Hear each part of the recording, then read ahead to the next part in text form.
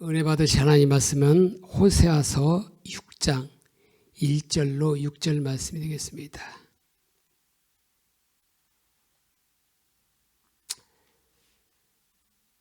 같이 합독하겠습니다. 오라 우리가 여호와께로 돌아가자. 여호와께서 우리를 찢으셨으나 도로 낫게 하실 것이요 우리를 치셨으나 싸매어 주실 것임이라.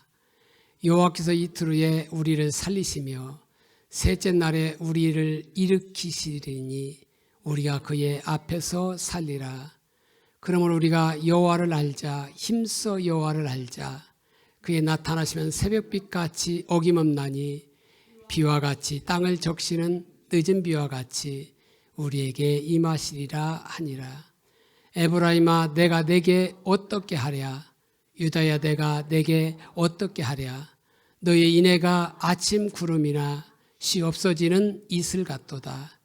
그러므로 내가 선지자들로 그들을 치고 내 입의 말로 그들을 죽였노니 내 심판은 비처럼 나오느니라.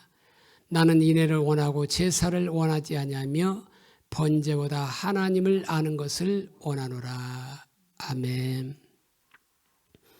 저는 오늘 본질과 의식의 관계에 대해서 살펴보면서 하나님의 말씀을 증거해 드리고자 합니다. 성경 디모데후서 2장 5절에 보면 우리의 신앙생활을 경기하는 선수로 비유하고 있습니다. 모든 운동 경기에는 나름대로 규칙이 있고 나름대로 다 법이 있습니다. 그렇기 때문에 그 규칙과 법을 따라 경기를 해야 하는 것이죠. 그런데 내가 힘들고 내가 어렵다고 해서 예를 들어서 마라톤을 달리는데 힘들고 어렵다고 해서 이 샛길이 있어서 샛길로 빠져나가서 결승전에 1등으로 했다 할지라도 거기에서는 메달을 딸 수가 없죠. 왜? 법대로 경기하지 않으면 승리의 관을 얻을 수 없기 때문에 그런 겁니다. 마찬가지로 우리의 신앙생활도 바로 하나님의 법, 다시 말하면 하나님의 다림줄, 하나님의 기준에 맞게 해야 함을 강조하고 있는 겁니다. 이것이 바로 하나님의 의도예요. 아무렇게나 신앙생활을 하는 것이 아니라 정말로 하나님의 기준, 하나님의 의도대로 우리가 신앙생활을 할 때 나중에 잘했다 칭찬받고 의의 면류관, 생명의 면류관을 받을 수 있는 우리들의 삶이 될 수 있어요. 그래서 첫 번째로 하나님은 하나님의 다림줄에 맞추어 세워진 교회를 원하신다는 겁니다. 주전 8세기 선지자면 4명의 선지자가 있어요. 아모스, 이사야, 호세아, 미가 선지자가 있습니다. 다 같은 시대예요. 호세아는 이스라엘에서 활동했던 북이스라엘에서 활동했던 선지자입니다. 그리고 이사야는 예루살렘 궁정에서 활동했고 왕족 출신으로서 상류층과 왕족들을 중심으로 예언을 했어요.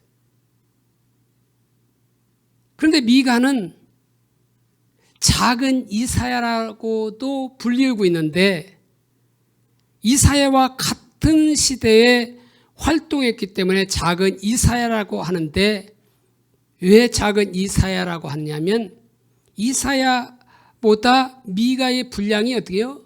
양이 적기 때문에.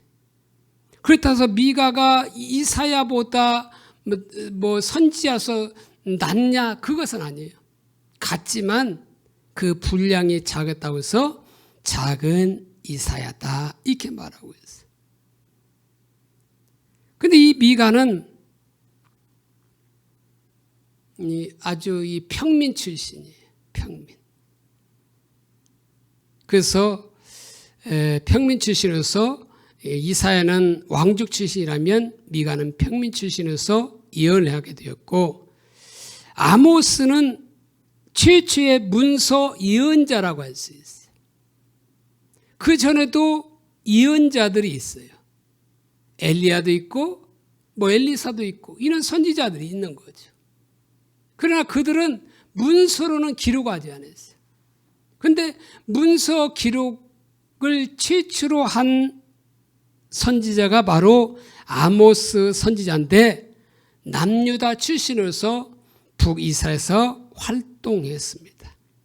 그래서 아모스는 드고아 출신이에요. 그래서 예루살렘에서 20km, 베들레헴에서는 한 9.7km 떨어진 곳에 있는데, 그곳에는 지중해를 기준해서는 해발 780m, 사해 기준으로 본다면 한 1140m의 고지대에 있다고 할 수가 있는 거죠. 근데 아모스는 어떤 사람이었냐? 아모스서 7장 14절에 보니까 나는 선지자가 아니며 선지자의 아들도 아니라 나는 목자여 뽕나무를 재배하는 자로서 이렇게 말하고 있어요. 그러니까 여기 보면 나는 선지자도 아니고 선지자의 아들도 아니다. 나는 목자요 뽕나무를 재배하는 자다 이렇게 말하고 있어요. 그러니까 자신이 목자였다고 했기 때문에 거처하는 것이 약간 고지대에 있음을 알 수가 있어요. 그런데 반면 뽕나무를 재배하는 자이므로 저지대에 거주해 있을 수도 있어요. 왜냐하면 이 뽕나무는 그 서리에 약하기 때문에 그러는 겁니다. 근데 이 뽕나무를 우리가 생각하는 누에를 위한 뽕나무가 아니에요. 그러니까 우리나라 에서 생각한 대로 생각하면 안 돼요. 그래서 뽕나무는 어떤 거냐면 샤캄이라고 해요. 그래서 무화과 뽕나무라고도 하고 돌 무화과라고도 합니다.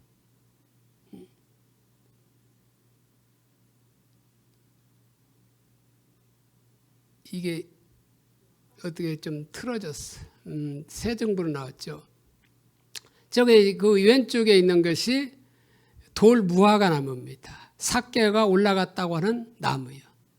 실제 삭개가 저 나무를 올라갔는지 다시 중도에도 심은 나무인지는 이거는 분명하지는 않지만 지금 이스라엘 가면 저 나무가 삭개가 올라간 나무다. 그 보면 어때요? 뽕나무에 올라갔다고 하잖아요. 그런데 뽕나무가 아니라 돌 무화과 나무라고. 성경에 보면 이런 것이 많아요. 살구나무라고 우리는 번역되어 있는데 살구나무가 아니라 아몬드나무.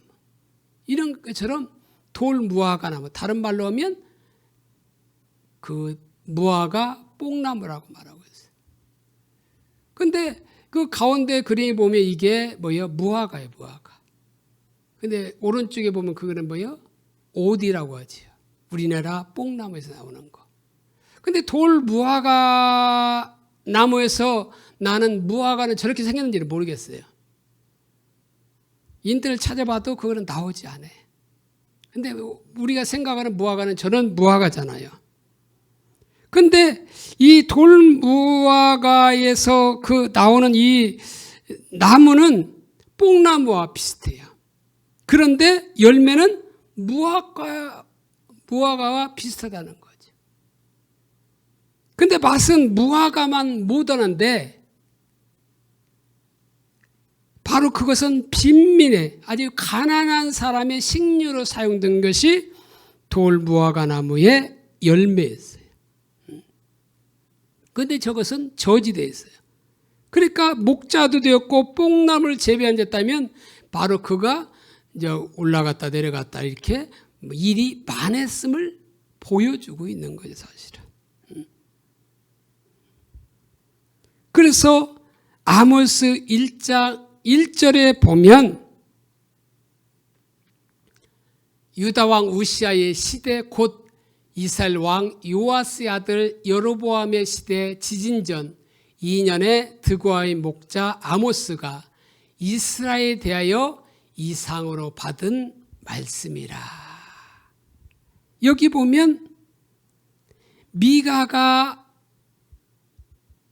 하나님으로부터 이상을 받은 때가 나와 있어요. 그게 어디예요? 여로보암 시대.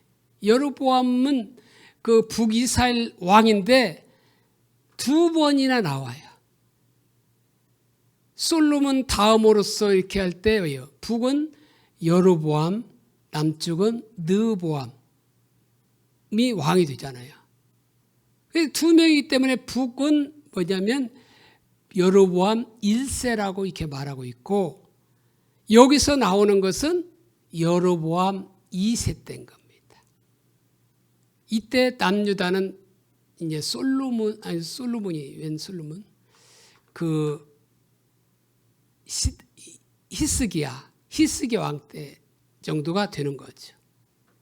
그러니까 여로보암 시대 지진 전 2년, 그러니까 지진이 났다는 거죠. 여로보암 시대에 지진이 발생하기 전 2년 전에 드고아 목자인 아모스가 바로 이스라엘에 대해서 하나님께로부터 이상을 받았다는 거죠. 그래서 이 아모스는 남방 이사야나 미가보다 훨씬 빠른 시대의 인물이었어요. 그리고 호세와는 동시대 인물이었어요. 이게 빠르다고 해서 그냥 한참 빠른 것도 아니고 거의 동시대 인물이에요, 사실은. 그런데 천문학자들은 지진이 언제 났다고 말하고 있느냐? 주전 763년 6월 15일 날 지진이 났다고 말하고 있어요. 이걸 보면 아모스가 활동했던 시기는 대략 주전 760년경으로 바로 추정이 되는 겁니다. 그런데 그 당시의 시대 상황이 어떠냐면 남유다와 북이스라엘 모두 경제적으로 번성했던 때예요. 그러니까 경제적으로는 번성했는데 어제 영적으로는 아주 타락한 시대예요.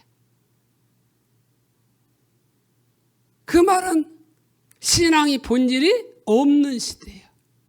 신앙의 본질을 떠나면 또 어떻게 되냐면 사유가 정의가 무너지는 시대가 돼요. 그래서 그 시대는 정의를 쑥으로 공의를 땅에 던지는 상태가 되었다고 말하고 있어요. 이 정의라고 하는 것은 미시파트야. 모세 율법을 제정한 하나님의 뜻. 그 율법에 주어진 그 하나님의 의도가 있는 거죠. 하나님 뜻이 있는 거죠. 그리고 공의라는 것은 최대한데 바로 정의와 같은 말이에요. 근데 그들은 어떻게 했다는 거예요? 정의를 쓴 쑥으로 공의를 땅에 던지는 상태 됐다는 거예요. 그러니까 쑥은 쓰잖아요. 그러니까 그들이 바로 백성 정의를 쓴 쑥으로 한 것은 뭐냐면 그들이 쓰디 쓴 경험을 했다는 거예요. 바로 이러한 상태에 있을 때 하나님께서 바로 드고아 목자인 아모스에게 나타나서 내 백성 이스라엘에게 이렇게 예언하라고 부르신 겁니다. 왜? 그들이 정의가 쑥으로 여기고 공의를 땅에 버린 상태예요. 그러니까 그들의 상태가 어떤 상태냐면 부자들은 가난한 자를 압제했어요. 또 고리대금을 취해서 그들의 착취함으로 말미암아 빈부격차가 아주 극심했어요. 그리고 부자들은 사치론에서 피둥피둥 살찐 부인들이었어요. 이 지금 코로나에서 살찐 자가 많다고 하지만 이 당시도 살찐 자가 아니에요. 부자들이 살찐 부인들을 그래서 뭐라고 하냐? 바산의 암소들아 이렇게 말하고 있어요. 뚱뚱하다는 거죠. 그리고 그들은 베델에 가서 범죄하고 길갈에서 죄악을 대했다고 말하고 있어요. 베델은 어떤 곳이에요? 야곱이 돌기둥을 세웠던 곳이에요. 그리고 길갈은 이스라엘 백성들이 여호수아 인도로 가나안에 입성한 첫 지점인데 바로 이런 곳이 그런 역사적으로 있는 그곳, 하나님을 만났던 곳, 바로 하나님이 약속한 땅에 밟았던 첫 장소가 바로 우상숭배의 중심지가 될 정도였다는 거예요. 그리고 그들은 아침마다 너희의 희생을 3일마다 11조를 그들은 드렸어요. 대단하잖아요. 그런데 여기 너희 희생이라고 하는 것은 지부인데 1년에 한 번 성소를 찾아가 드리는 매년제를 말해요. 매일 드리는 상번제가 아니라 1년에 한 번씩 드리는 성소에 찾아가 드리는 매년제인데 그들은 어떻게 했어요? 매일 희생을 드렸다. 희생제물을 드렸다는 거예요. 그리고 3일마다 11조를 드렸대. 원래 11조는 모세 율법은 매 3년마다 드리게 되어 있는데 이스라엘 백성들은 3일마다 11조를 드리는 그런 열심을 가지고 있어요. 그러니까 그릇된 예배 의식을 가지고 있는 거지. 그냥 그 의식만 많으면 하나님이 기뻐하실 거라고 생각하는 거죠. 근데 그들의 삶은 없는 거예요. 삶이 없는 예배를 드리는 거죠. 바로 이와 같은 상태에서 이세의 삶이 하나님께서 요구하시는 삶으로 철저하게 변화되기를 원하는 겁니다. 공법이 물같이 정의는 하수같이 흘리라고 말하고 있어요. 공의가 없는 시대, 정의가 사라진 그 시대에 공의를 베풀며 살라는 거지. 하나님이 요구하시는 그 삶을 살라는 거지. 바로 이때 바로 하나님께서 이러한 상황 가운데서 세 번째 환상인 다름질 환상에 대해서 말씀하고 있어요. 저 나오는 그림, 왼쪽 그림이 다림질이에요. 근데 오늘날은 저걸 사용하기보다 어떻게 사요? 레이저로서 이렇게 사용하잖아요. 아주 발달했죠. 우리 여기 교회 공사할 때도 보니까 저 레이저로 하잖아요. 편리하잖아요. 그래서 이 줄이 짝짝짝짝 맞는 겁니다. 좌우로. 상하 좌우로 맞는 이유가 뭐냐면 좌우로 되지만 수평도 되지만 수직으로도 이렇게 딱 레이저로 받치게 돼 있어요. 십자 형태로. 그래서 맞는 거예요. 바로 이때 하나님께서 말씀하시기를 또 내게 보이신 것이 이러하니라. 다림줄을 가지고 쌓은 담 곁에 주께서 손에 다림질을 잡고 서셨더니 여호와께서 내게 이르시되 아모스야 내가 무엇을 보느냐? 내가 대답하되 다림줄이니이다. 주께서 이르시되 내가 다림줄을 내 백성 이스라엘 가운데 두고 다시는 용서하지 아니하리니. 그러니까 다림줄은 뭐예요? 어떤 담을 쌓을 때나 벽을 똑바로 쌓기 위해서 실에 줄을 달아서 사용하는 건축 기구가 다림줄이에요. 그러니까 아모스는 하나님께서 그 담 곁에서 손에 다림줄을 잡고 서신 것을 지금 보고 있는 거죠. 그러면서 하나님께서는 내가 무엇을 보느냐? 그러니까 다림줄입니다. 그러니까 주님께서 내가 다림줄을 내 백성 이스라엘 가운데 두고 다시는 용서하지 아니하겠다 이렇게 말하고 있어요. 그런데 이것을 영어 성경 잘 이해하도록 영어 성경을 NLT 성경을 보면 다림줄을 들이우고 이미 쌓은 담이 있다. 그 곁에 하나님이 서셨다. 그런데 그의 손에는 다른 다림줄을 가지고 그것을 잘 쌓아졌는지 검사하고 계셨다. 뭐 이렇게 이제 번역할 수 있는데, 다림줄은 성경에 나와 있는 하나님의 말씀, 하나님의 기준이라고 할 수 있어요. 그래서 다림줄을 가지고 쌓은 담은 뭐예요? 하나님의 백성인 이스라엘을 상징하는 거죠. 그래서 쌓은 담이라고 하는 것은 결국 이스라엘 백성들이 그들이 행하고 이룩한 모든 것이라고 할 수 있어요. 그것이 그들의 인생이 될 수 있고, 그들의 가정이 될 수 있고, 그들의 나라가 될 수 있는 거죠.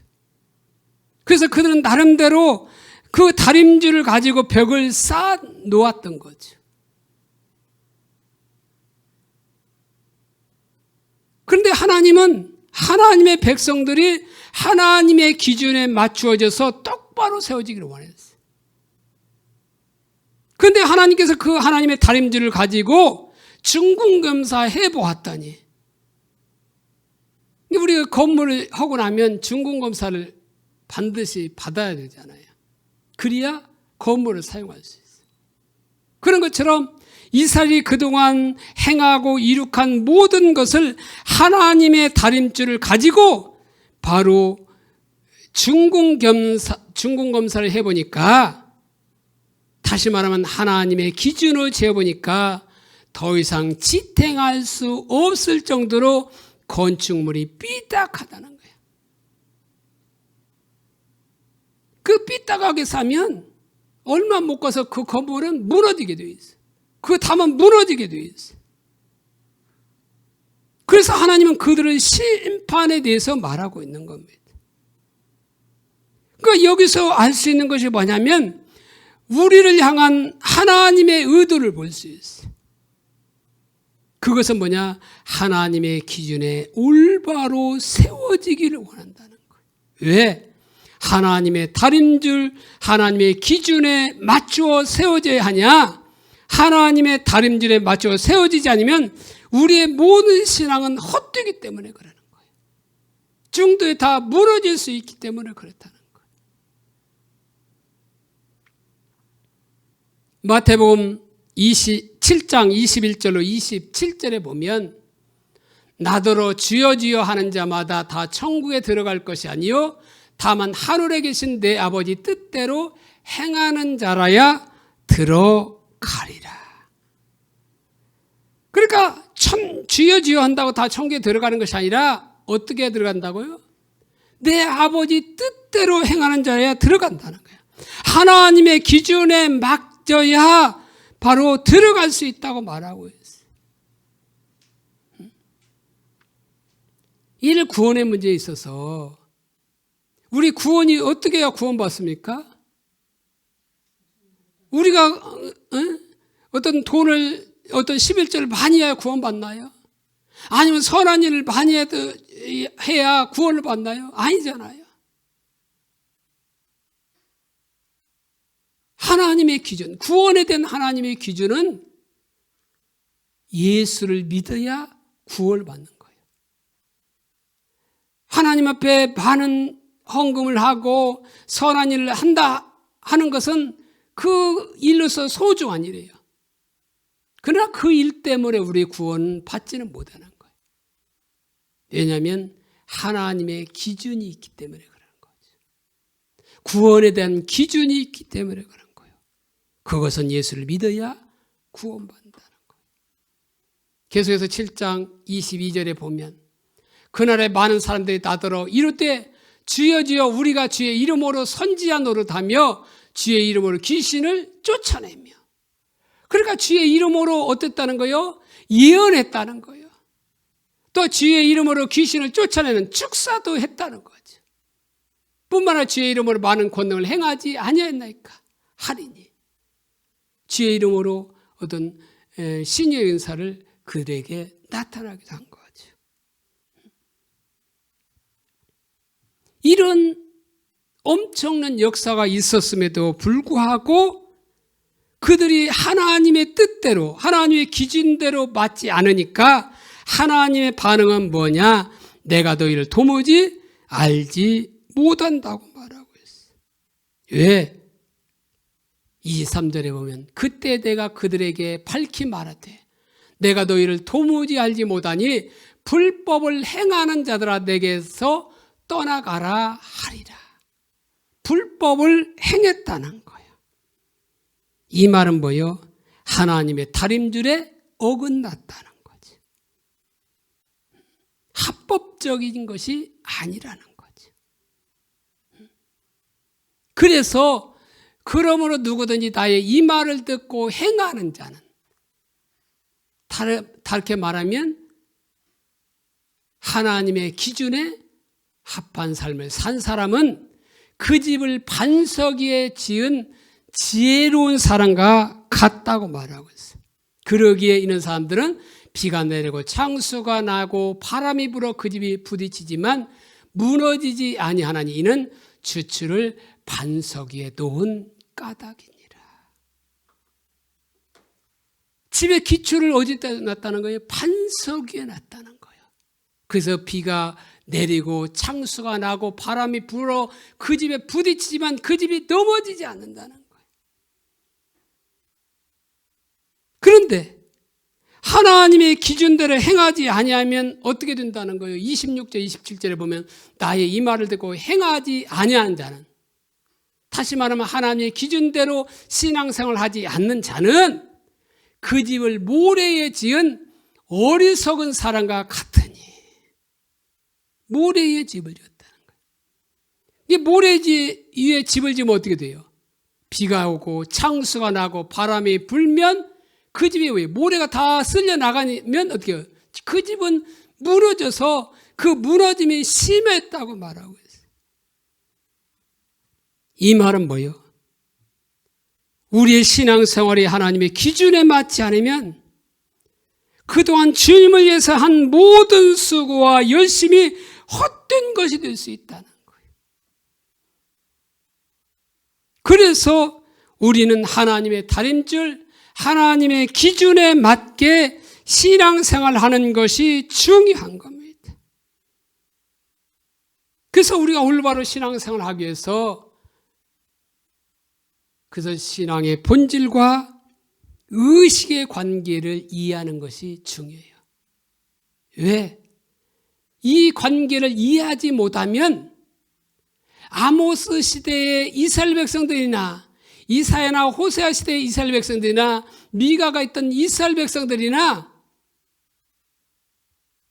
자기들은 신앙생활 잘한다고 생각하는데 하나님의 관점에서는 신앙생활, 그게 신앙생활 아니야. 이렇게 나오게 된다는 거예요. 그래서 첫 번째로 우리 신앙생활은 하나님을 아는 것이고 사랑하는 겁니다. 아모스 시대와 동일한 호세아 시대는 이스라엘 역사상 가장 타락한 시대야. 앞에서 아모스 시대를 봤잖아요. 가난한 자를 압제하고 그들은 이제 부자들은 사치가 많았고 또한 가난한 자를 탈취해서 자기들만 배불리 있게 먹다 보니까 어떻게 했어요? 살만 피덩피덩 쪄서 바산의 암소들이라는 소리를 듣게 되고 그 애들 많아요. 바로 이렇게 타락한 시대에 호세아 선지자를 통해서 이스라엘 향한 하나님의 외침은 무엇이냐? 더 많이 기도하라, 더 많이 예배하라, 더 많이 헌신하라, 더 많이 희생하라, 이것이 아니었다는 거예요. 그러면 뭐요? 하나님을 알고 하나님을 사랑하는 것, 즉 신앙의 본질을 외쳤다는 겁니다. 이것을 좀 더 설명하자면 우리가 예수를 믿는 목적이 무엇이에요? 왜 예수를 믿습니까? 영생을 얻기 위하잖아요. 그런데 성경에서 영생을 무엇이라고 말하냐? 요한복음 17장 3절에 보니까 영생은 곧 유일하신 참 하나님과 그가 보내신 자 예수 그리스도를 아는 것입니다. 이렇게 말하고 있어요. 그러니까 유일하신 하나님과 그의 아들 예수 그리스도를 아는 것이 영생이 돼요. 그러니까 우리가 신앙생활하는 목적이 영생을 얻기 위함인데, 물론 다른 것도 있지만 영생을 얻기 위함이에요. 그러면 영생을 어떻게 얻느냐? 우리 열심으로 의식을 행하고 헌신한다고 얻어지는 것이 아니라 유일하신 참 하나님과 그의 보내신 자 예수 그리스도를 아는 거예요. 그분을 알아야 그분을 믿을 수 있고 그분을 믿어야 영생이 우리에게 주어지게 되는 거죠. 그분을 알지 못하는데 어떻게 우리가 그분을 믿을 수 있겠어요? 그래서 아는 것이 영생이라고 말하고 있어요. 뿐만 아니라 마태복음 22장 35절로 40절에 보면 그 중에 한 율법사가 예수를 시험하여 묻되 선생님, 율법 중에서 어느 계명이 크니까? 예수께서 이르시되 내 마음을 다하고 목숨을 다하고 뜻을 다하여 주 너의 하나님을 사랑하라 하셨으니 이것이 크고 첫째 되는 계명이요 둘째도 그와 같으니 내 이웃을 내 자신과 같이 사랑하라 하셨으니 이 두 계명이 온 율법과 선지자의 강령이니라. 이렇게 말하고 있어요. 여기서 강령이라고 하는 말은 무슨 뜻이냐면 모든 계명은 이 두 계명 아래 종속된다는 말이야. 그렇게 성경에 보면 여러 계명이 있잖아요. 뭐 땅끝까지 이르러 복음을 전파하라. 항상 기뻐하라. 쉬지 말고 기도하라. 범사에 감사하라. 여러 가지 바로 계명이 있어요. 그런데 그 계명은 이 두 계명인 하나님을 전존재로 사랑하는 것과 내 이웃을 내 몸과 같이 사랑한다는 두 계명 아래 뭐요? 종속된다는 말이에요.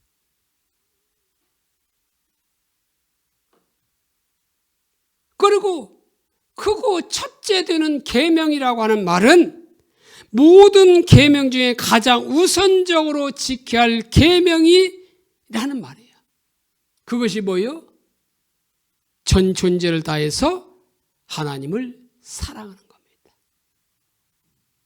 그 말을 마음을 다하고 목숨을 다하고 뜻을 다해서 주 너의 하나님을 사랑하라. 이렇게 말하고 있는 거죠. 그래서 신앙의 본질은 하나님을 아는 것이고 또한 하나님을 사랑하는 것이 신앙의 본질이에요. 이것을 우리는 또한 하나님과의 친밀함이라고 표현할 수 있어요.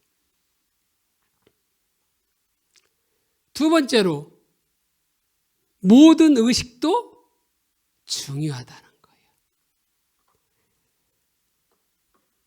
그러니까 우리는 이분법적인 사고가 있어요. 그래서 어느 하나를 강조하면 다른 것은 중요치 않은 것처럼 이렇게 생각할 수 있어요. 그런데 본질을 이렇게 강조하다 보니까 그러면 의식은 중요치 않는 것처럼 그렇게 생각할 수 있다는 거예요.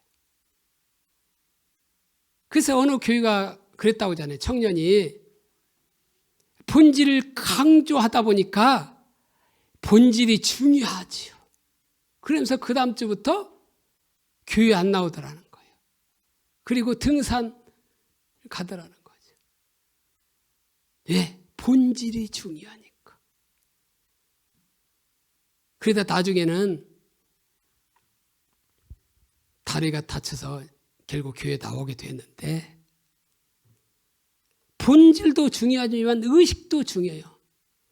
왜 의식이 중요하냐? 하나님께서 명령하셨기 때문에 중요한 거예요. 그리고 본질을 담는 그릇이고 본질을 표현하는 수단이기 때문에 의식도 중요하다는 거예요. 그래서 신앙의 본질을 다루면서 많은 구절 가운데 본문 호세아 6장 6절을 사용하는 이유가 있어요. 바로 호세아 6장 6절은 신앙의 본질인 하나님을 알고 하나님을 사랑하는 것을 이해함에 있어서 가장 중요한 부분인 본질과 의식의 관계를 잘 다루고 있기 때문에 그러는 겁니다.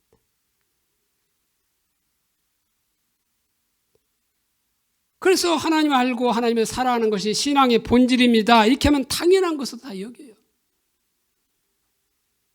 예수님 시대 바리새인들에게 신앙의 본질이 뭐라고 물으면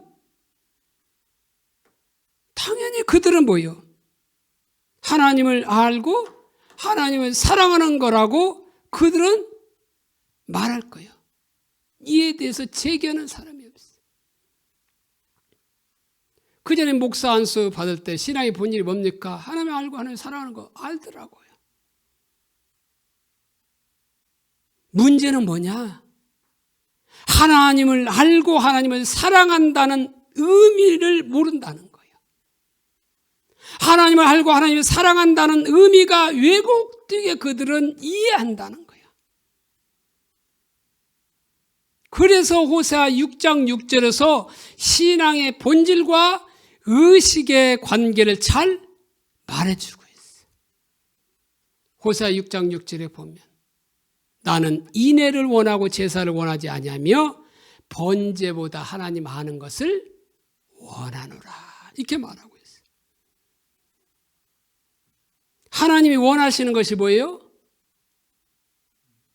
인애. 인애는 헤세드입니다.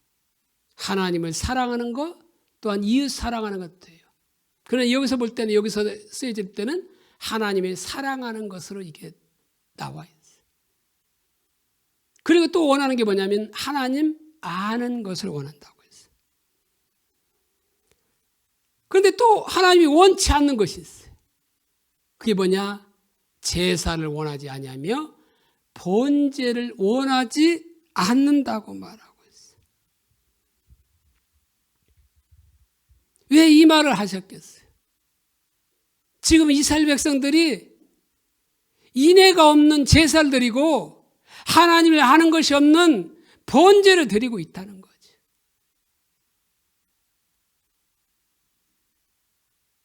그러면 하나님께서 번제와 제사를 원하지 않는다고 왜 하셨느냐는 거예요. 원래 번제와 제사를 드리라고 한 분이 누구예요? 하나님이잖아요. 레위기 1장 13절에 보면 그 내장과 그 정광이를 불로 씻을 것이요 제사장 그 전부를 가져다가 제단 위에 불살라 번제를 드릴지니 이는 화제라 여호와께 향기로운 냄새니라 이렇게 말하고 있어요. 그러니까 하나님 뭐라고 써요? 번제를 드리라. 이게 여호와께 향기로운 냄새라고까지 말하고 있어요. 지금 번제에서 얘기하고 있잖아요. 레위기 1장 4절에 보면 이 번제를 드릴 때는 두 가지 때문에 드릴 수 있어요. 하나는 뭐냐? 죄로 인해서 발생한 하나님의 진노를 가리는 역할을 합니다. 그러니까 우리가 죄 지면 어떻게 해요? 또 하나 따라오는 게 있어요. 그게 뭐냐? 하나님의 진노입니다. 이 진노를 가리는 역할이었어요. 그래서 레위기 1장 4절에 보면 속지라고 나오는데 카파르예요. 덮다, 가리다, 달래다는 뜻이에요. 그래서 번제를 통해서 그 하나님의 진노를 가리는 역할을 하는 것이 번제예요. 뿐만 아니라 번제는 죄와 관련되지 않아도 제사 드릴 수 있어요. 그때는 무엇을 말하냐?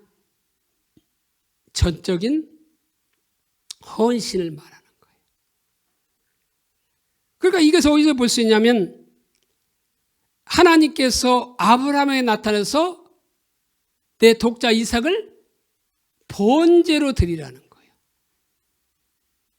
그러니까 그 번제로 드리라는 것은 뭐예요?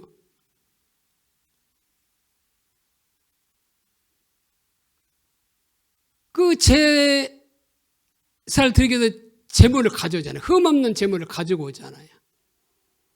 흠없는 제물을 가지고 오면 어떻게 합니까? 그것을 제사장이 끈을 묶으면 그것을 그 소나 양이나 염소에게 그 가지고 온 사람이 거기다 안수합니다. 전가의 의미가 있죠. 내 죄를 다 그 소에다 전가시키는 거예요. 그런 다음 소를 잡지요. 소를 죽이지요. 누가 죽여요? 가지고 온 사람이. 근데 사실 소 잡기 쉽습니까? 염소 잡기 쉬워요? 닭 잡는 것도 쉽지 않아요, 사실. 닭 한 번 한다고 해서 죽지 않는다는 거지. 닭 잡으면 피가 팍 튈 수도 있어요. 온몸에 피범벅일 수 있어요. 그렇게 잡고 나서 또 어떻게 합니까? 그 가죽을 다 벗겨요. 그 가죽 벗기는 데 쉽지 않죠. 옛날에 뱀 잡으면 뱀을 어떻게 합니까? 뱀을 껍질을 확 벗겨 놓잖아요. 그래가지고 길거리에다 놓는 거예요. 왜? 지나가는 여학생들이 보고 놀래라고.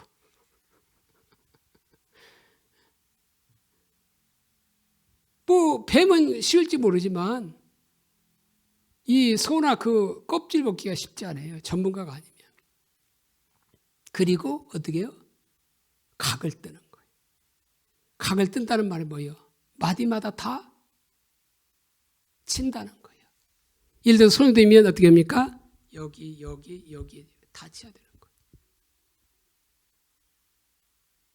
그렇게 해서 그것을 번제단에다 그렇게 하면 잡고 나면 제사장이 그걸 갖다가 번제단 올리고 태워드리는 게 번제예요.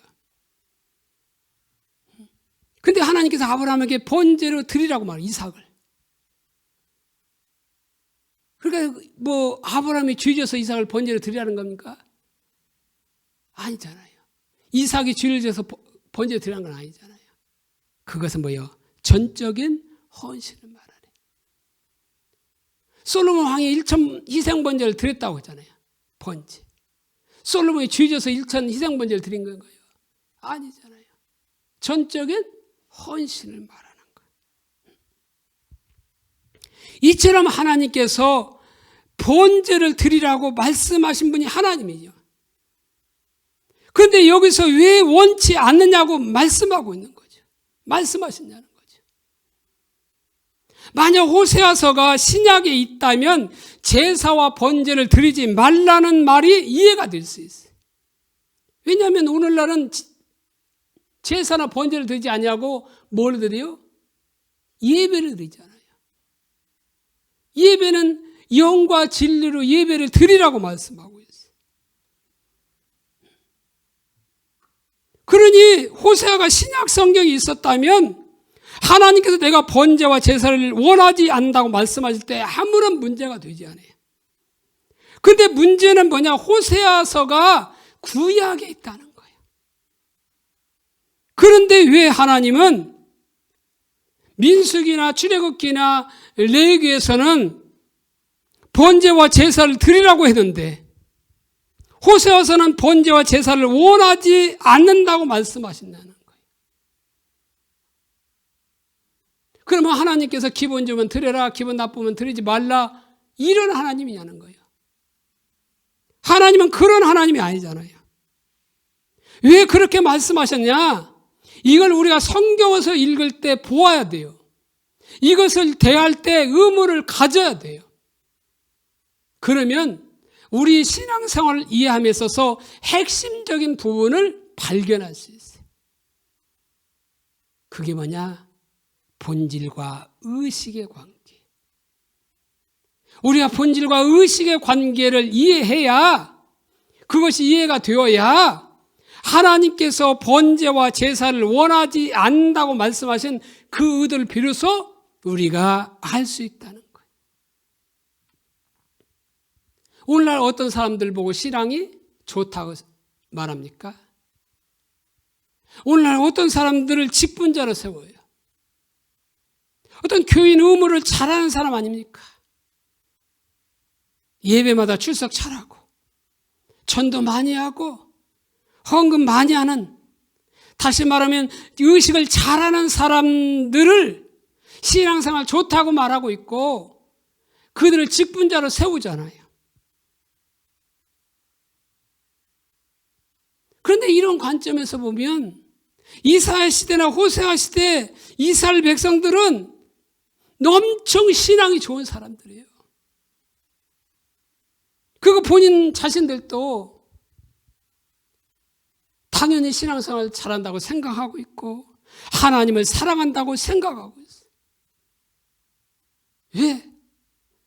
하나님을 사랑하지 않는데 누가 그 많은 헌신을 하겠어요? 그 많은 희생을 하겠어요? 그리고 그 많은 의식을 행하니까 나는 누구보다도 신앙생활 잘한다고 자부심을 가졌을 거예요.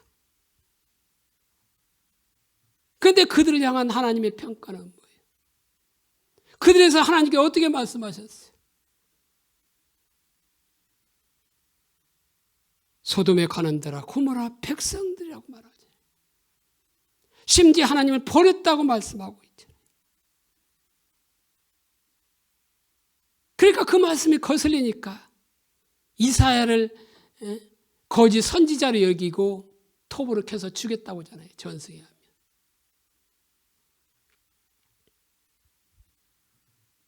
왜 그들은 신앙생활 잘한다고 생각하겠는데, 그들은 의식을 열심히 했는데 왜 하나님은 그들을 보고 하나님을 버렸다, 소돔에 가는들아 고모라 백성들이라고 하냐? 이것을 이해하려면 신앙의 본질과 의식의 관계를 이해한다는 거예요. 하나님은 신앙의 본질이 없으니까 그 많은 헌신에도 불구하고 그렇게 강하게 말씀하신 거예요. 강하게 말씀하신 이유는 하나님의 관점과 그들의 생각하는 관점이 다르기 때문에 그러는 거예요. 그들이 말하는 하나님을 사랑한다고 하는 관점과 하나님이 말씀하시는 사랑한다는 관점이 달랐다는 거예요.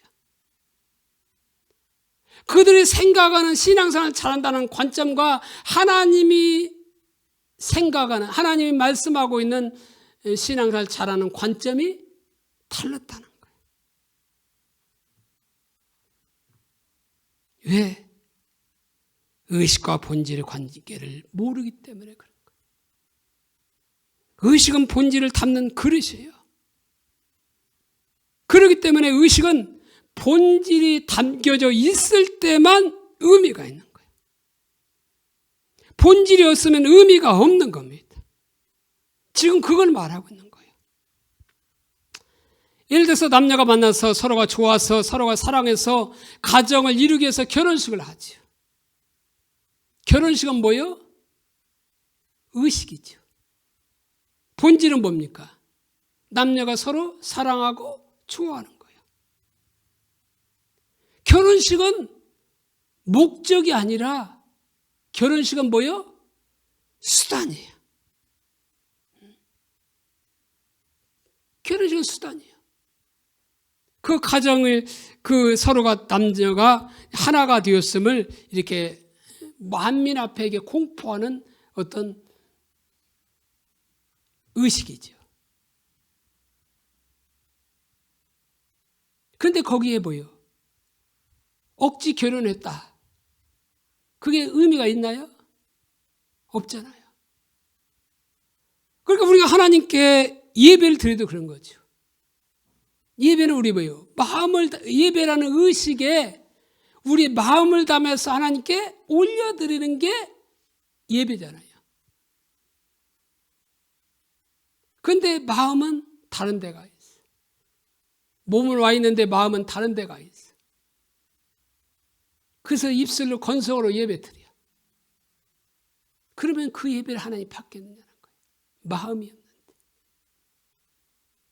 지금 코로나 사태로 인해서 많은 사람들이 가정에서 예배를 드리잖아요. 그 가정에서 예배를 드리는데 정말 마음을 다하고 뜻을 다하고 힘을 다해서 하나님 그분을 바라보면서 그분께 내가 집중해서 예배를 드리냐는 거예요.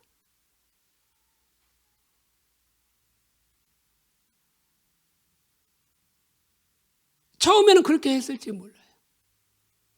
근데 시간이 가면 갈수록 그렇게 되어지지 않아요. 전화하면 전화 받지. 누가 손님은 손님 맞아야 되지.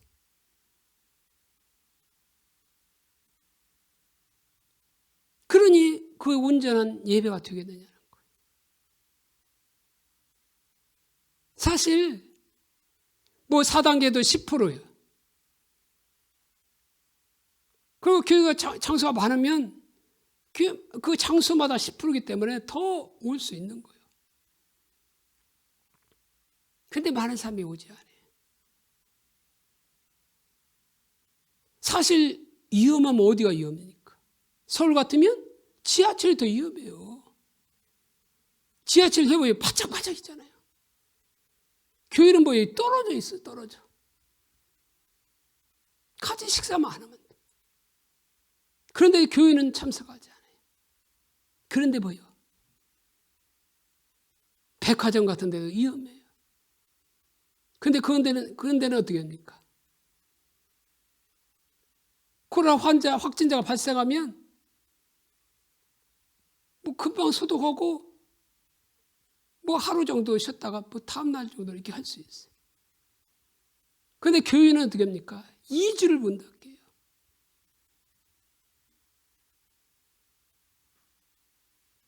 이거는 정부가 기독교를 우습게 보고 있는 거예요. 왜냐하면 기독교 탄압하고 있는 거예요.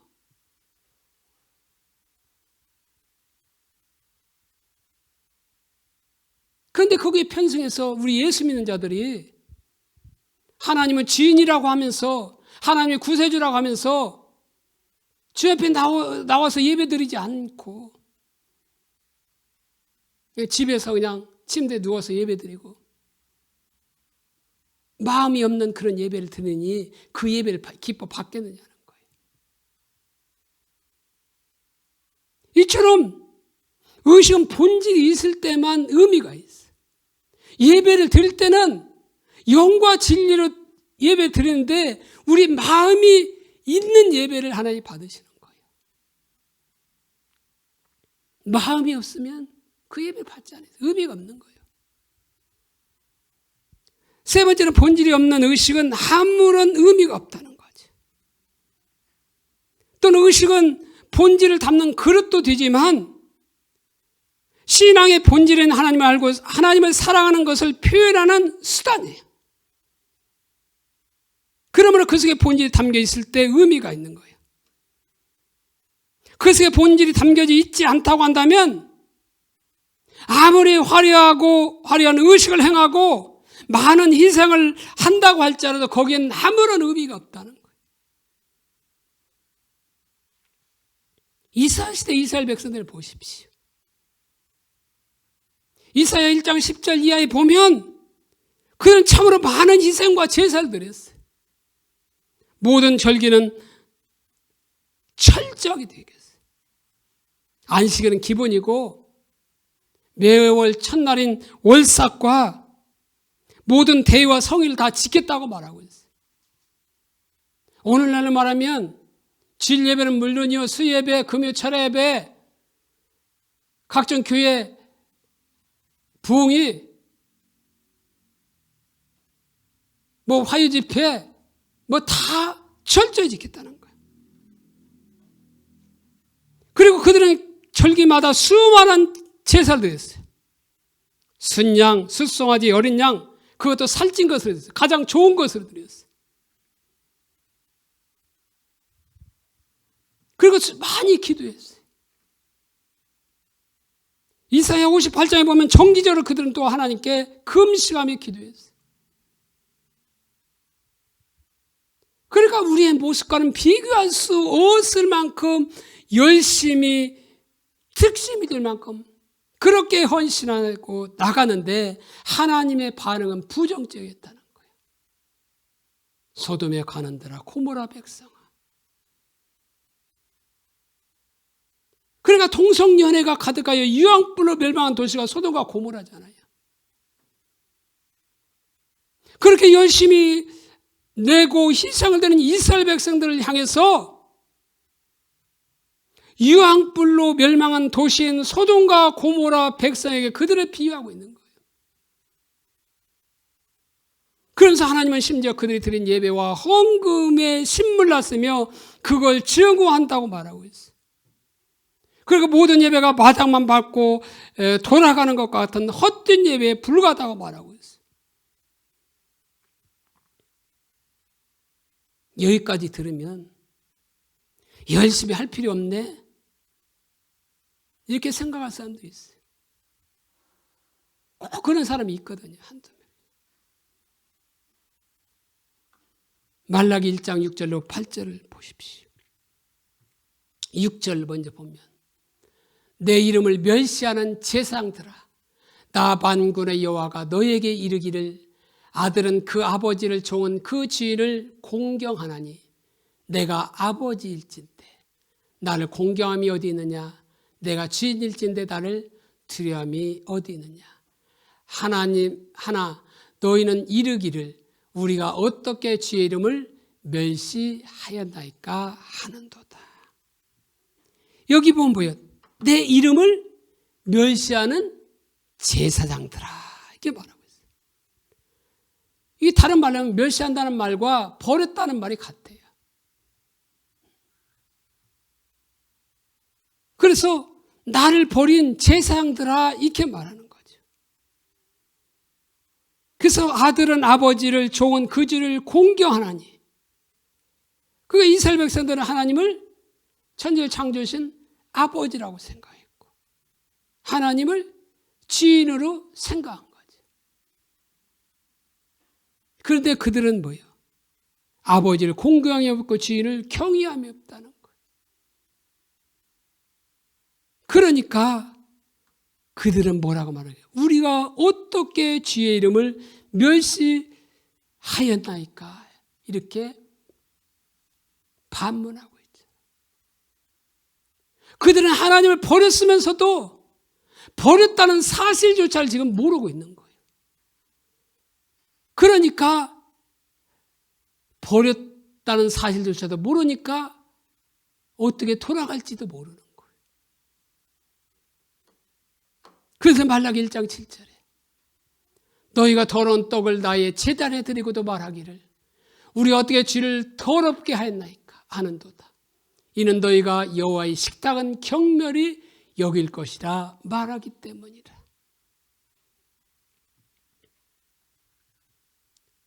너희가 더러운 떡을 나의 제단에 드리기를 말하기를 우리가 어떻게 주를 더럽게 하였나이까. 그러니까 제물은 어떤 걸로 드리게 되어 있어요? 내가 아까 봤잖아요. 흠 없는 것으로 드리게 되어 있어요. 그런데 그들은 어떤 걸 드렸어요? 이따 8절에 나오지만 눈먼 것, 저는 것, 병든 것으로 드렸어요. 그렇기 때문에 그것이 뭐예요? 더러운 떡이라고 말하고 있어요. 그리고 그거에 대해서 주를 더럽게 했다고 말하고 있어요. 뿐만 아니라 여호와 식탁을 경멸히 여길 것이라고 말했다고 말하는 거예요. 왜? 하나님은 행동의 소리를 듣기 때문에. 하나님은 우리 말하는 소리를 듣는 것이 아니라 우리의 행동의 소리를 듣고 그것을 말했다고 말하는 거예요. 그러니까 그들이 눈먼 것, 저는 것, 병든 것을 들으니까 그것이 더러운 떡이라고 말하면서 그들이 뭐요?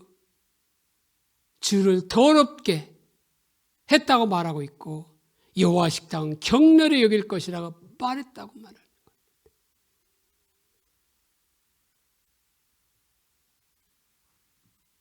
레위기 1장 3절 그 예물이 소의 번제이면 흠없는 수컷으로 회막문에서 여호와 앞에 기쁘게 받들어 드릴지니라. 흠없는 것을 드려야 돼.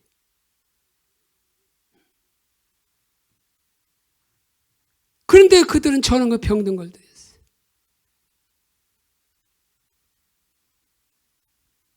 거기에 대해서 하나님이 지적하고 있잖아요.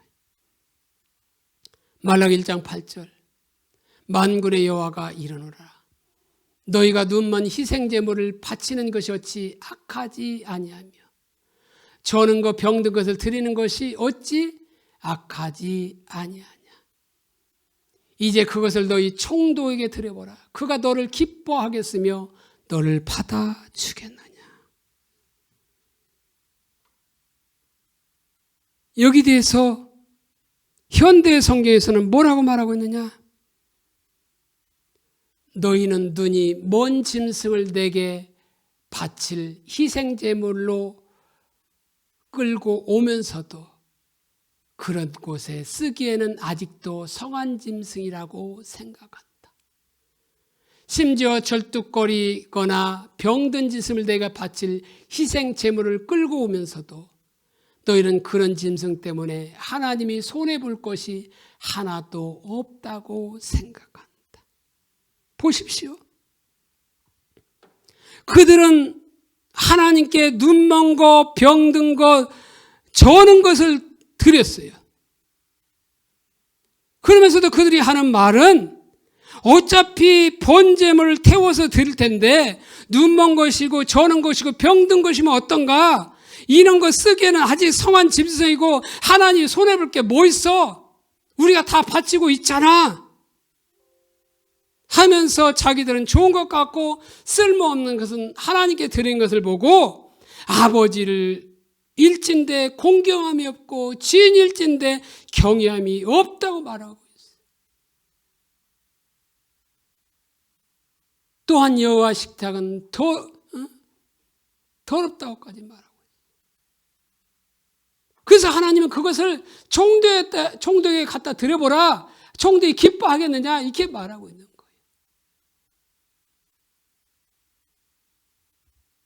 만약 여러분들이 대통령에게 아니면 요 전주시장에게 선물한다고 해보십시오. 뭘 선물하겠어요? 가장 좋은 거, 그분이 보기에 가장 필요한 것을 선물하지 않겠어요? 추석 명절도 얼마 안 지났지만 추석 때도 많은 선물을 하잖아요.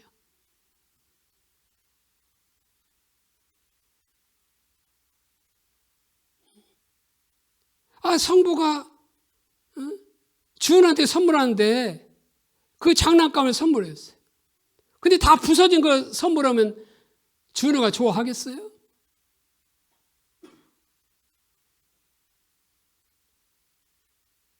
전주시장님한테 선물하는데 쌀을 선물했어요.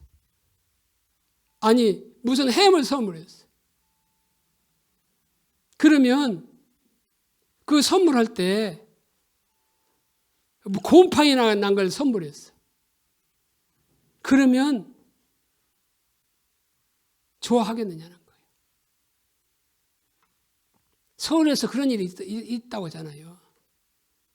어떤 사람이 그 경비한테 선물했는데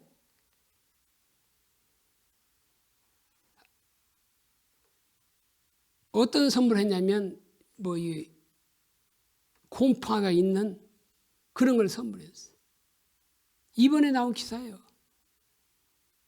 그런데 그것이 얼마나 지나냐면 한 7, 8년이 지난 그걸 선물했어요.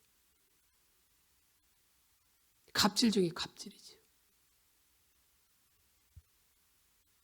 하나님을 떠난 사람은 그럴 수밖에 없어요. 아모스 시대에 하나님을 떠나니까 뭐요? 가나안 자를 압제하잖아요. 착취하잖아요. 공의가 사라져버리는 거예요. 그 시대나 이 시대나 다른 게 없는 거예요.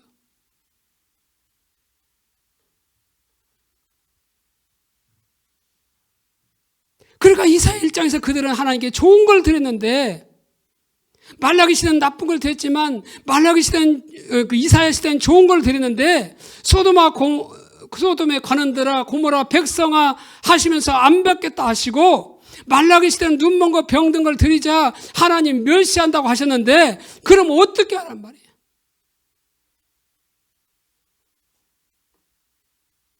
성경은 하나님의 관점에서 쓰여진 것이기 때문에 하나님의 관점으로 보아야 돼요. 여기서 중요한 것은 의식도 하나님께서 명하신 중요한 거예요. 세례, 예배, 기도, 구제, 성경 공부, 헌금, 봉사 다 이게 의식이잖아요. 이게 하나님 명하신 중요한 것이에요.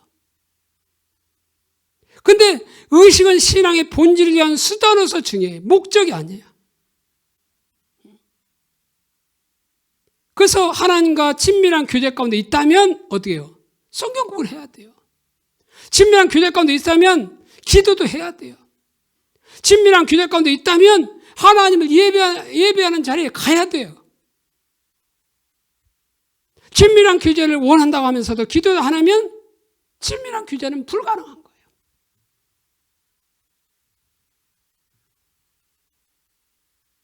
또 의식을 통해서 본질을 표현하는 겁니다. 하나님을 사랑한다고 하면서 눈 먼 거, 병든 거, 남에게 훔친 걸 드리면 그게 하나님을 사랑하는 건가요? 하나님을 사랑하면서도 주일 안 지켜요. 11조도 안 해요. 그게 하나님을 사랑하는 건가요? 말로는 하나님을 사랑한다 말할지 모르지만 그것은 거짓말하는 겁니다.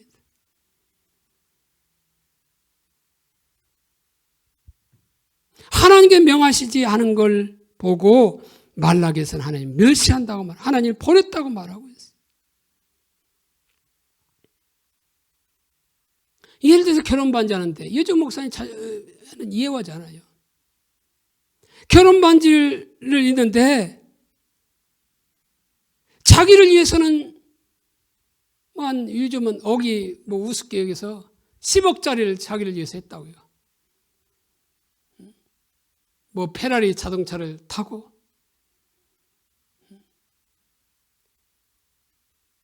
이런 것을 해서 10억짜리를 자기를 위해서 썼어요. 근데 신부에게는 달랑 14K 반지 하나 해줬어요. 그러면 그 신부가 좋아하겠어요? 너나 가져라. 그러지 않겠어요? 내가 언제 이거 원한다고 했냐? 버릴 거 아니야. 이게 말라기 시대예요. 자기들 위해서는 좋은 것 가지면서 하나님께는 눈먼 거, 저는 거, 병든 거, 훔친 걸 갖다 드렸어요. 그렇게 드렸으면서도 왜 몰랐냐? 그 시대가 다 그렇게 했거든요. 시대가 그렇게 사니까 그렇게 드려도 하나님이 멸시하는지 하나님이 버린지조차를 모르는 겁니다.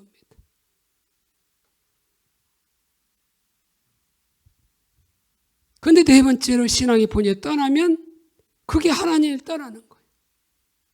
그래서 신앙의 본질이 중요한 겁니다. 우리는 하나님을 떠났다면 어떻게 생각해요? 교회 안 나오고 또한 다른 종교를 개종한 것으로 이렇게 생각하잖아요. 그런데 본문 1절에 보면 오라 우리가 여호와께로 돌아가자 한 것은 우리가 생각한 그런 것이 아니라는 거예요. 그거는 우리의 생각이죠. 우리 생각은 어때요? 어떤 사람이 교회 열심히 나오다가 안 나와. 사업이 잘 되다 보니까 교회 안 나와. 등한이에요. 코로나 시대 보니까 교회 안 나와. 그러다가 사업이 어려워져. 그러다가 교통사고 났어. 그럴 때도요. 지사님, 이제 교회 나와야지. 고만 교회 떠나고 이제 교회 나와야지. 이렇게 우리는 생각하잖아요.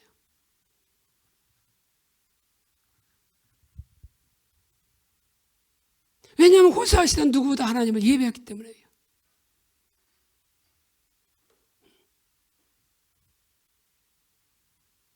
그래서 여호와께 돌아가자 한 것. 그건 우리 생각하는 것 다르다는 거예요. 그러면 하나님을 떠난 게 무엇이냐? 신앙의 본질에서 떠난 것이 하나님을 떠난 거예요. 하나님을 알고 하나님을 사랑하는 것을 떠난 것이 하나님을 떠난 거예요. 다시 말하면 하나님을 떠났으면서도 하나님께 제사드리고 번제를 드린다고 하나님이 기뻐하시겠느냐는 거예요.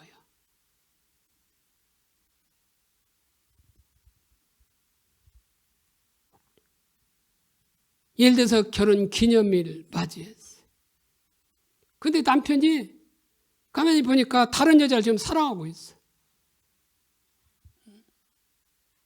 근데 결혼 기념일이 되었다고 1억짜리 다이아몬드 반지를 그 아내한테 선물했다고 해서 그 아내가 기뻐하겠느냐는 거예요. 내가 언제 이것을 원한다고 그냥 팍 팽개칠 거예요. 그게 이사야 시대예요. 그게 호세아 시대 사람들이에요. 그러니까 호세아, 나는 인애를 원하고 제사를 원하지 않으며 번제보다 하나님 아는 것을 원한다고 말하고 있어요. 하나님을 사랑하는 것이 없이 지금 제사를 드리고 하나님 아는 것이 없는 지금 번제를 드리고 있는 거예요. 다시 말하면 하나님을 떠났음에도 그 많은 의식을 한 거죠. 그런데 자기들은 의식을 하기 때문에 하나님을 사랑한다고 생각합니다. 자기는 제사를 드리기 때문에 하나님을 사랑한다는, 의식을 하기 때문에 누구보다 신앙생활을 잘한다고 생각하고 있는 거죠. 그런데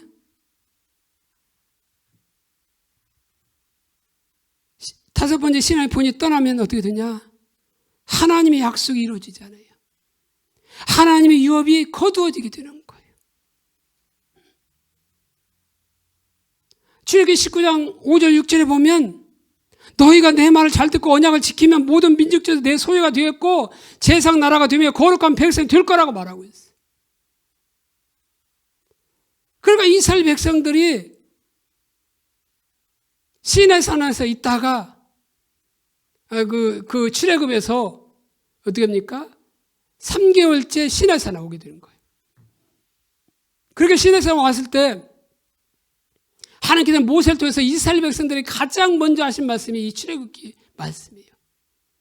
너희가 내 말을 잘 듣고 내 언약을 지키면 너희 모든 민족 중에서 내 소유가 되었고 제상 나라가 되고 거룩한 백성이 될 거라고 말하고 있어요. 제상 나라가 된대요.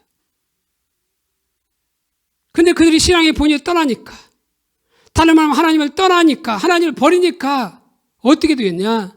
호세아 4장 6절에 보니까 나도 너를 버려 제사장이 되지 못하게 할 것이라고 말하고 있어요. 사역자로 삼지 않겠다는 거야. 이처럼 하나님의 약속은 신앙의 본질 가운데 거할 때만 이루어지는 거예요. 그러니까 하나님의 약속은 하나님의 전반적인 계획이에요. 그러니까 하나님의 전반적인 계획이 이루어가면서 우리를 그 약속에 초청하는데 그 약속은 초청이야. 그 약속은 면세가 아니에요. 초청이에요. 그러니까 초청이라는 말은 우리의 신앙의 본질 가운데 머물러야 그 약속이 이루어지는 거예요. 우리 기도 사역 하잖아요. 그러면 기도 사역 할 때 여러 가지 좋은 말이 나와요. 근데 좋은 말이 나오지만 그것이 이루어지려면 어떻게 해요? 내가 신앙의 본질 가운데 거해야, 내가 친밀한 교제 가운데 있어야 그 일이 이루어지는 거예요. 아무리 위대한 비전을 하나님 말씀하셔도 내가 신앙의 본질 가운데 있지 않으면 그 약속은 공수표가 되는 거예요.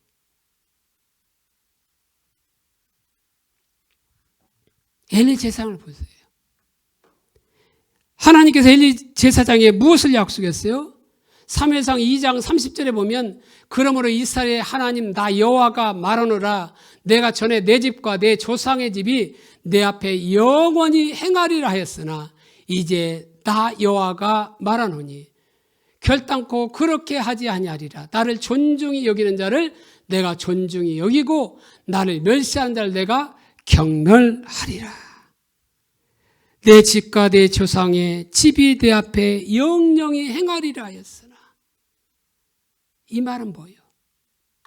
내 재상집분을 계속 내 대를 이어가면서 하게 할 거라는 거예요. 그런데 이제는 어떻게 했다는 거예요?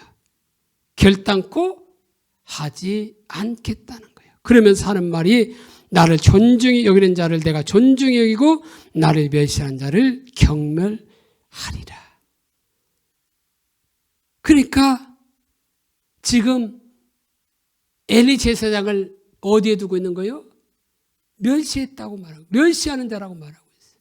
하나님을 버렸다고 말하고 있어요. 그래서 내가 경멸히 여기리라고 하면서 내 후손들을 통해서 또 계속해서 어떻게 해요? 제사장 직분을 주겠다고 했는데 이제 그 하나님의 약속이 취소된 겁니다. 그 약속이 다른 사람에게 넘어간 거예요. 약속은 보증이 아니라 초청인 겁니다. 신앙의 본질 가운데 있으면 그 약속이 이루어지지만 신앙의 본질에 떠나면, 다른 말하면 하나님을 버리면 그 약속은 취소되게 되어 있어요.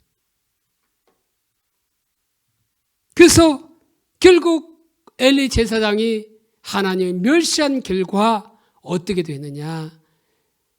열왕기상 2장 27절에 보니까 아비아달을 쫓아내어 여호와의 제사장 직분을 파면하니 여호와께서 실로에서 엘리의 집에 대하여 하신 말씀을 응하게 함이더라. 솔로몬 시대에 와서 아비아달 제사장, 엘리의 자손인 아비아달 제사장의 직이 어떻게 돼요? 파면시켰어요. 그리고 누구를 했어요? 사독을 시켰어요. 이제 사독을 중심으로 이제 제사장이 된 겁니다. 그래서 사도계도 이 사독 제사장 여기서 나온 거예요, 사실은. 그래서 본질에 떠나면 어떻게 해요? 하나님의 약속이 취소되기도 하지만 하나님의 심판이 와요.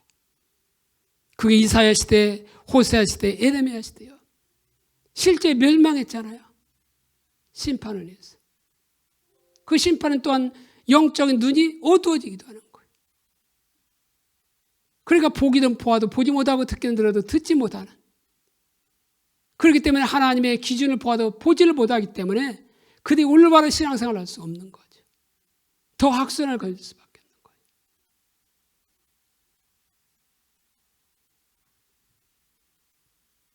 결론적으로 말합니다. 우리의 본문은, 오늘 본문은 신앙의 본질과 의식의 관계를 말하면서 이렇게 권면하고 있어요. 본문 3절에 그러므로 우리가 여호와를 알자, 힘써 여호와를 알자. 그의 나타나시면 새벽빛같이 어김없나니 비와 같이 땅을 적시는 늦은 비와 같이 우리에게 임하시리라 하니라. 여기서 힘써 여호와를 알자를 NIV 성경은 여호와를 알기 위해서 열심히 달려가자 이렇게 말하고 있어요. 무슨 말이냐? 이제 주님을 알기 위해서 더 열심히 달려가야 된다는 거예요. 사상 결단하면서 그 주님을 알기 위해서 더 추구하면서 나가야 된다는 말이에요. 어떻게? 잠언 2장 4절 5절 은을 구하는 것 같이 그것을 구하며 감추어진 보배를 찾는 것까지 그것을 찾으면 여호와 경외하기를 깨달으며 하나님을 알게 되리니. 여기서 그것이 뭐예요? 하나님의 지혜는 예수님을 가리키는 겁니다. 예수님을 구하되 감춘 보배를 찾는 것처럼 그분을 구하면 하나님을 알게 될 거라는 거예요. 그러니까 다시 말하면 집에 유언장이 나와 있어요. 근데 유언장에 보니까 집에 어디에다 내가 보물을 숨겨놨다. 이렇게 하면 어떻게 하겠어요? 그걸 찾기 위해서 천장부터 시작해서 뭐 장판 밑바닥까지 다 뒤져볼 거예요. 빠짐없이 뒤져볼 거예요. 열심으로 뒤져볼 거예요. 바로 이러한 자세를 가지고 주님을 찾으면 주님을 알게 될 거라는 거예요. 그런데 우리들이 하나님을 찾는 데서 가장 중요한 자세가 뭐냐? 마음을 다하는 자세라는 거예요. 우리는 어떻게 생각하냐면 우리가 30%로 하나님을 찾으면 30%만큼 하나님을 알게 되고 60% 마음을 가지고 하나님을 찾으면 60%만 하나님을 알게 될 거라고 생각해요. 그런데 우리가 100%의 마음을 가지고 하나님을 찾지 않으면 하나님을 아는데 한 발자국도 전진할 수 없다는 거예요. 왜? 바로 그것이 나누어진 마음이고 그게 우상숭배이기 때문에 그런 거예요. 그래서 하나님을 사랑할 때도 어떻게 사랑했어요? 마음을 다하고 목숨을 다하고 힘을 다해서 사랑하라고 했지. 전 존재를 사랑한다는 거예요. 60%는 사랑하면 다른 것은 뭐예요? 40%는 다른 것을 사랑하고 있다는 거예요. 그게 나눠진 마음이라고 말하고 있고 그것이 우상숭배라고 말하고 있고 그게 영적인 간음이라고 말하고 있는 거지. 그래서 성경은 마음을 다해서 주를 찾고 찾으면 만나리라고 말하고 있어요.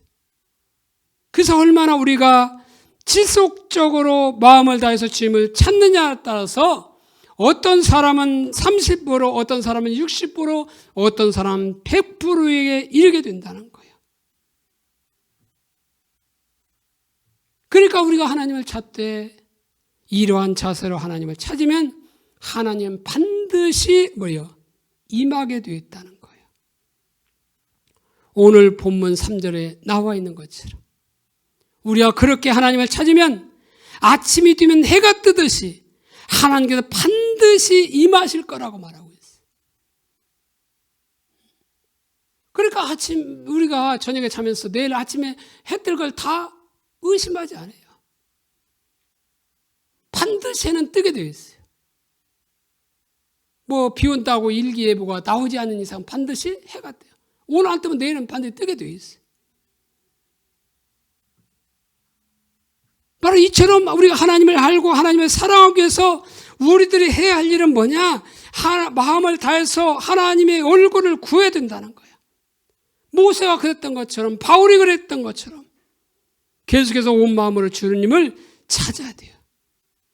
잠언서에 나온 것처럼 마치 숨겨진 보물을 찾는 것 같이 하나님을 찾으며 그분의 얼굴을 구하면 다윗처럼 한 가지 일 그것을 구하되 지속적으로 구하면 하나님의 임재 가운데 머물면서 하나님의 영광, 하나님의 길을 구하면 이 시대를 위한 놀라운 군대를 우리를 세우실 겁니다. 하나님의 생명이 넘치는 삶을 살 수 있어요. 그렇게 신앙의 본질 가운데 있으면 이웃에 대해서도 어떻게 해요? 사랑하게 되어 있어요. 헷세대는 하나님 사랑, 이웃 사랑 같이 난다고 했잖아요. 하나님의 사랑은 이웃을 반드시 사랑하게 되어 있어요. 하나님을 떠나면 이웃을 사랑하지 않게 되어 있어요. 그러니까 아까 아모스 본 것처럼 처음에 본 것처럼 그들이 하나님을 떠나니까 어떻게 합니까? 가난한 자를 학대하고 가난한 자를 무시하고 그런 결과를 가져오잖아요. 호세아 시대 마찬가지, 이사야 시대 마찬가지, 예레미야 시대 마찬가지요. 그들이 하나님을 떠나면 과부를 도왔지 않고 고아를 돕지 않고 나그네를 돕지 않는 말 그대로 공의를 쓱 그로 여기고 인진으로 여기고 정의를 어떻게 해요? 땅에 버리는 그런 결과를 가져요. 그래서 공법을 물같이 정의를 하수같이 흘리라고 말하고 있어요. 그러려면 신앙의 본질 가운데 우야 그 삶이 되고 그런 삶으로 그렇게 나타나야 예배를 드려도 바로 하나님이 기뻐 받으시는 거예요.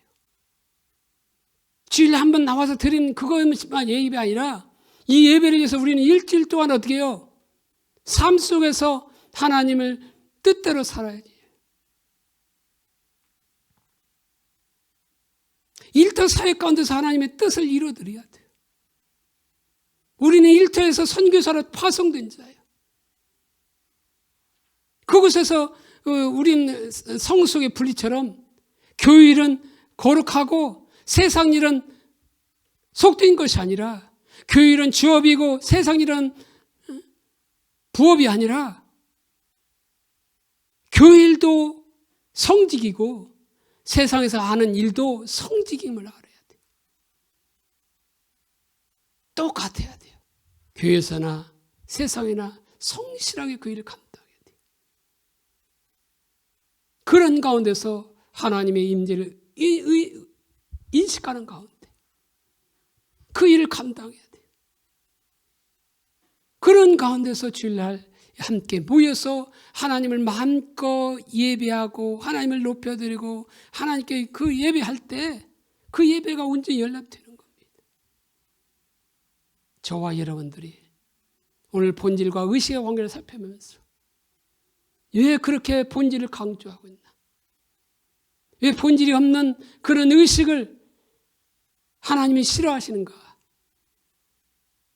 이거를 분명히 인식하시고 정말 신앙의 본질을 위해서 하나님 알고 하나님을 사랑하기 위해서 은을 구하는 것 같이 금을 구하는 것 같이 그 마음을 다해서 하나님을 찾음으로 더 하나님과 친밀한 교제 가운데 있는 저와 여러분들이 되시기를 예수님의 이름으로 축복합니다. 기도하겠습니다.